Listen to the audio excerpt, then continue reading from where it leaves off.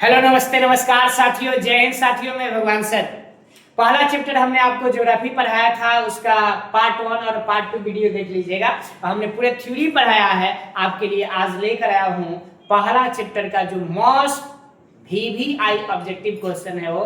आइए शुरू करते हैं, है ना। Most VVI objective. अगर आप चैनल पर नए हैं तो शेयर कीजिए, सब्सक्राइब कीजिए और उस बच्चों तक पहुंचाइए जिसका इसका जरूरत है। कि जब कॉस्ट में आपको पढ़ा आइए समझ ये बहुत ज्यादा जरूरत होती है ना। तो शुरू करते हैं आज की कहानी। फिर पहला जो हम लोग चैप्टर पढ़े थे मानव भूगोल पढ़े थे, मानव भूगोल के प्रकृति और विषय क्षेत्र। इसमें पहला स्क्रीन पर आपको क्वेश्चन दिख रहा होगा। ये क्वेश्चन है कि भूगोल सबसे पहले प्रयोग किया गया था। यानी लिखा है कि भूगोल शब्द सर्वप्रथम प्रयोग किया गया था, यानी किसने सबसे पहले प्रयोग किया बताइएगा। ऑप्शन यहाँ पर है ना, आपको दिख रहा होगा स्क्रीन पर। हेरेटियस, इरेटोस्नेस, रेडजेल महोदय, इनमें से कोई नहीं। नीचे हम आंसर दिए हुए हैं, आंसर नंबर बी जो है इरेटोस्नेस। इरेटोस्नेस ने सबसे पहले भूगोल शब्द का प्रयोग किया था, जो कि मोस्ट VVI है। दूसरा क्वेश्चन आपको स्क्रीन पर यहाँ दिख रहा होगा, थोड़ा बड़ा कर देते हैं, बताइए, है ना, बताइएगा। आधुनिक मानव भूगोल के जनक कौन है? आधुनिक मानव भूगोल का जब जनक कहेगा तो पहला एलन सैंपल तो होगी नहीं, क्योंकि ये शिष्या है इनकी। Charles Darwin, Varenius, Friedrich Ratzel. तो आपका इसका आंसर जो हो जाएगा फ्रेडरिक रेडजेल महोदय हो जाएंगे। यही जो है आपको आधुनिक मानव भूगोल के जनक है, जो कि इस बार के आपके एग्जाम के लिए ज्यादा ही। नेक्स्ट तीसरा नंबर क्वेश्चन देखिएगा भूगोल में। निम्न में से कौन सा एक मानव भूगोल का उपागम नहीं है? ध्यान दीजिएगा माय डियर मेरे स्टूडेंट, ध्यान दीजिएगा। सबसे पहले बात करेंगे, अगर ये उपागम नहीं है, जब नहीं वाला क्वेश्चन आता है ना तो यहीं पर आप लोग गलतियां करते हैं। हमको ये जानना होगा कि निम्न में से कौन सा एक मानव भूगोल का उपागम है। तो मानव भूगोल का उपागम जो है वो क्षेत्रीय भिन्नता, क्षेत्र के बारे में अलग अलग डिफरेंसेस वो भी है। स्थानिक संगठन ये भी आता है, मानवीय भाईचारा ये भी आता है, लेकिन मात्रात्मक क्रांति नहीं आता है। यही जो होगा उपागम नहीं है, यानी ऑप्शन नंबर बी इसका क्या होगा आंसर। नेक्स्ट हम बढ़ेंगे आगे की ओर। क्वेश्चन नंबर 4 स्क्रीन पर आपको दिख रहा होगा। निम्न में से कौन सा एक लोगों और पर्यावरण के बीच पारस्परिक क्रिया का सर्वाधिक महत्वपूर्ण कारक है? पारस्परिक इंटर रिलेशनशिप एक दूसरे का, बताइए कौन है, बताइएगा। क्वेश्चन नंबर ये आपका 4 में कह रहा है कि निम्न में से कौन सा एक लोगों मतलब लोग, जनता और पर्यावरण के बीच, दोनों के बीच पारस्परिक क्रिया, पारस्परिक मतलब एक दूसरे के बीच इंटर रिलेशनशिप का सबसे सर्वाधिक महत्वपूर्ण कारक है। सबसे महत्वपूर्ण, सबसे इंपॉर्टेंट कारक बताइए। मानव की बुद्धिमत्ता है क्या?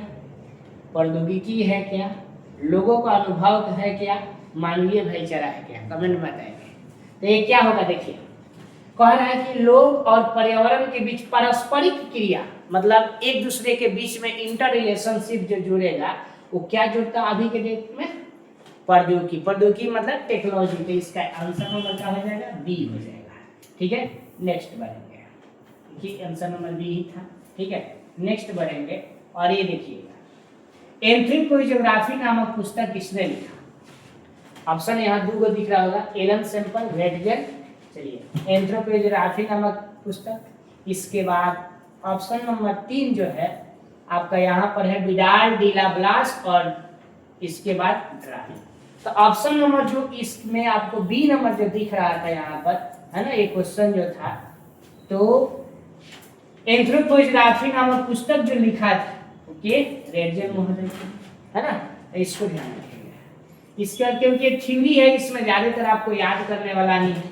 ठीक है, ऐसा कुछ अगर समझाने वाला होता तो हम अवश्य समझाते। नेक्स्ट क्वेश्चन है नव निश्चयवाद। देखिएगा, निश्चयवाद नहीं, नव निश्चयवाद, यहाँ ध्यान देना है। नव निश्चयवाद के प्रवर्तक कौन है, इसके जेनरेटर कौन है? ठीक है, बताइएगा। आपके सामने हम स्क्रीन पर हम आपको आंसर रख देते हैं। ठीक है, बताइएगा। ठीक है, बोलिए। Griffith Taylor, Humboldt, Ratzel Vidal de La Blache. तो इसका जो आंसर होगा ये होंगे नहीं, ये होंगे रेड जेल महोदय, हमबोल्ट होंगे नहीं, कौन रिपीट। यही इन्हीं को जो है नॉन निश्चयवाद के प्रवर्तक माना जाता है। ऑप्शन 7 नंबर क्वेश्चन आ रहा है स्क्रीन पर, है ना, और 7 नंबर क्वेश्चन है, आप उसका जो है आप बताएंगे, है ना। आंसर हम इरेज कर दिए ना, तो बच्चा सब बोलते हैं। बोलो, मानव भूगोल जो है वो क्रियाशील मानव, जो हम सही मानव जो है क्रियाशील है, क्रियाशील मानव और अस्थायी पृथ्वी। पृथ्वी क्या है? अस्थायी है ना। इसके परिवर्तनशील जो बदल रहा है, परिवर्तन का परिवर्तनशील संबंधों का अध्ययन है, ये किसने कहा, के बोला था? बोलिएगा। A B C D 4 option, इसमें क्या बोला था? प्रोफेसर हम स्टूडेंट बोले थे कि एलन सैंपल, की डेविस, की जीनियस। ठीक है, बताइएगा। ये क्वेश्चन बहुत ही इंपॉर्टेंट रहता है, आप देखेंगे तो इसका आंसर नंबर आपको बी कुमारी एलन सैंपल, जो कि रेडियम महोदय के शिष्या थी, वही बोली थी। तो ये आपको हो जाएगा एलन सैंपल या कुमारी एलन सैंपल, आपके एग्जाम में रहता है। ठीक है, देखेंगे क्वेश्चन 8 नंबर आपके सामने दिख रहा होगा स्क्रीन पर, कि संभाववाद शब्द का प्रयोग सबसे पहले किस फ्रांसीसी विद्वान ने किया था? फ्रांस का रहने वाला विद्वान था जिन्होंने हमने आपको संभाववाद बताया है। तो संभाववाद का प्रयोग सबसे पहले कौन किया? तो फ्रांसीसी विद्वान, बताइए इसमें कौन है? लुसियन फेब्रे है, ऑप्शन नंबर बी वाले यही किए। नेक्स्ट बढ़ेंगे 9 नंबर क्वेश्चन की ओर, और 9 नंबर क्वेश्चन जो है वो 9 नंबर क्वेश्चन बताइएगा। संभाववाद अवधारणा में किस घटक को महत्वपूर्ण माना गया है? तो संभाववाद अवधारणा है, कंसेप्ट है, उसमें किसको सबसे महत्वपूर्ण माना गया है? इसमें आपको माना गया है किसको सबसे महत्वपूर्ण? बोलिए, प्राकृतिक घटक है कि मानवीय घटक है, कि ए बी दोनों है, कि इनमें से कोई नहीं? तो यानी संभाववाद अवधारणा है, इसमें मानवीय घटक को सबसे महत्वपूर्ण माना गया है। देखिए, ठीक है, नेक्स्ट बढ़ेंगे 9 के बाद 10 नंबर, रुको और जाओ निश्चयवाद के प्रवर्तक कौन है? मस्ट VVI है ये वाला 10 नंबर, रुको और जाओ निश्चयवाद के प्रवर्तक। आइए ऑप्शन दिखाते हैं आपको यहाँ पर स्क्रीन पे, है ना। रुको और जाओ निश्चयवाद के प्रवर्तक, बोलिएगा।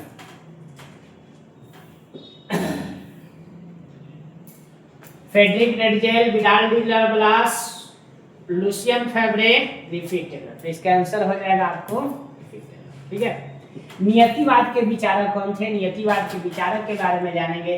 ई कांट है, हमबोल्ट है, रिटर है, इनमें से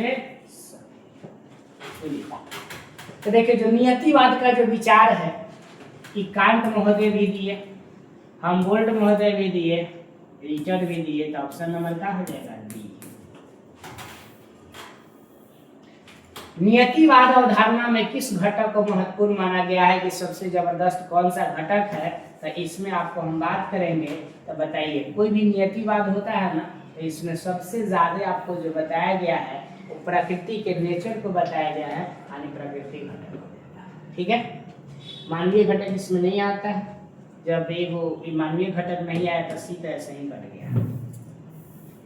नेक्स्ट बढ़ेंगे 13 नंबर क्वेश्चन की ओर आएंगे, निम्न में से कौन सा एक भौगोलिक सूचना का स्रोत नहीं है? देखिए, फिर क्वेश्चन यहाँ नहीं है आगे। हमको जानना होगा कि भौगोलिक सूचना का स्रोत है, कौन कौन भौगोलिक सूचना देता है, किसी विशेष, किसी क्षेत्र विशेष के बारे में जानकारी देता है, बताइएगा। देखिए, यात्रियों का विवरण अगर कहीं आएगा, कोई भी यात्री किसी जगह के बारे में विवरण देगा तो भौगोलिक क्षेत्र के बारे में बताएगा। पुराने जमाने का मानचित्र होगा वो तो बताएगा ही। ठीक है, चंद्रमा से चट्टानी पदार्थों के नमूने लेकर के आएंगे तो वहां के चंद्रमा के बारे में बताएगा। प्राचीन महाकाव्य, जो पुराने महाकाव्य है, वो जो हमें बताते हैं, उस महाकाव्य सभी बताता है उस समय में कौन सी घटना घटित हुई थी, समझ रहा है। तो लेकिन चंद्रमा से जो चट्टानी पदार्थ के नमूने लेकर आएंगे वो नहीं बताएगा। तो आपको ऑप्शन नंबर क्या हो जाएगा? सी। ठीक है, निम्न में से कौन सा एक भूगोल का वर्णन नहीं करता? ध्यान देना है यहाँ पर, नहीं करता। भाई करता कौन कौन है ये जानेंगे। संकलात्मक अनुशासन करता है, मानव और पर्यावरण के बीच अंतर संबंध का अध्ययन ये भी करता है, ठीक है, करता है। द्विधा पर आश्रित प्रौद्योगिकी के फलस्वरूप आधुनिक समय में फ्रांसीसी नहीं, क्वेश्चन उतना जबरदस्त नहीं है, इसको हम छोड़ देंगे, ठीक है। नेक्स्ट आपको क्वेश्चन की ओर लेके चलते हैं। देखिए ऐसे इसका आंसर डी था। एक क्वेश्चन है कि निम्न में